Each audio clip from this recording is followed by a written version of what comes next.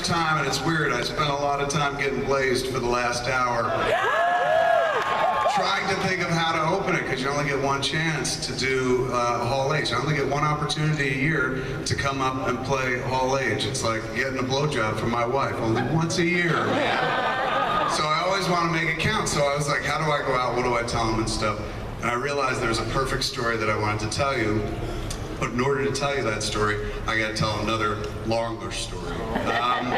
So it might kind of cut into, somebody might ask the question, so this might preempt you asking the question anyway, but I'm only telling you this, not because I'm bragging, but because I want to tell you the second story, okay?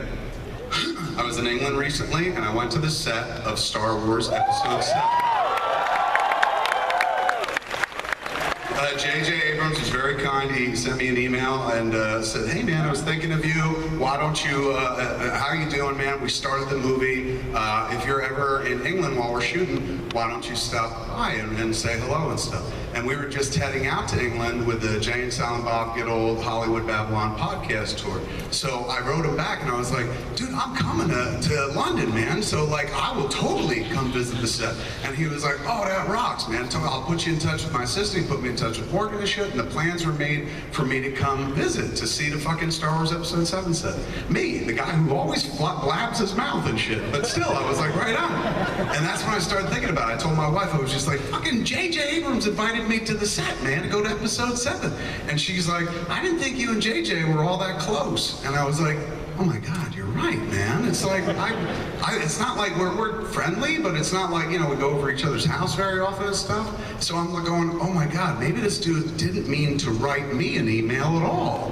Like maybe he meant Kevin Costner or some shit like that. So I got real tight about it. So I sent him an email back and I was like, hey man, looks like I'm coming to visit you. Everything's cool and shit, but I just want to throw this out there in case maybe you hit the wrong Kevin in your address book, man. This is Kevin Smith, the guy that made Clerks.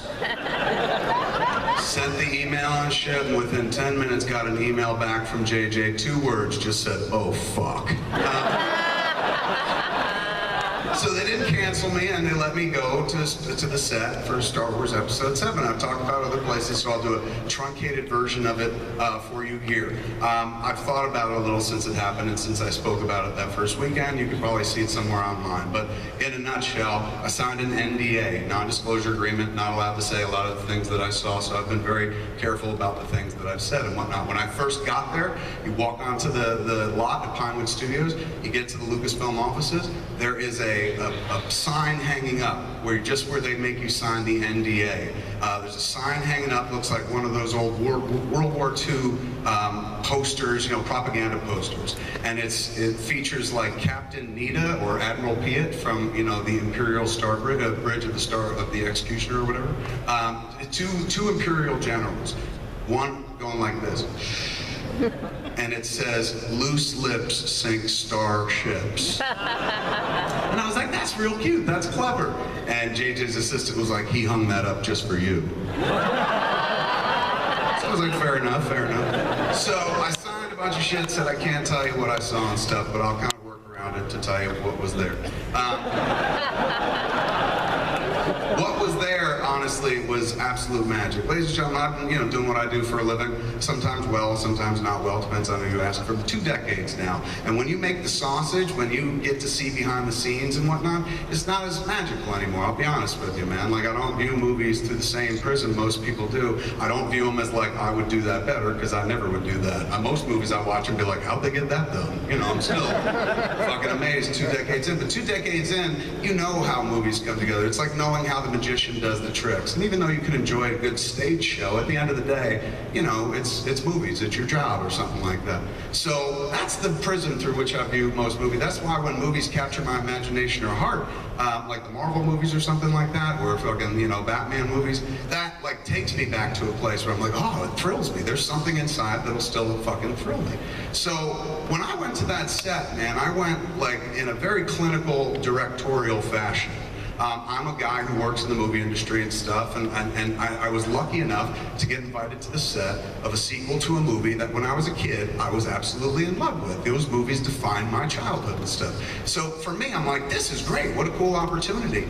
But it was all here. Everything so far is in my head, my very clinical head and stuff, and I'm going, this is cool, I'm gonna go to the set, I'll see JJ, I'll see if they're making the movie, how they're making the movie, this is gonna be neat.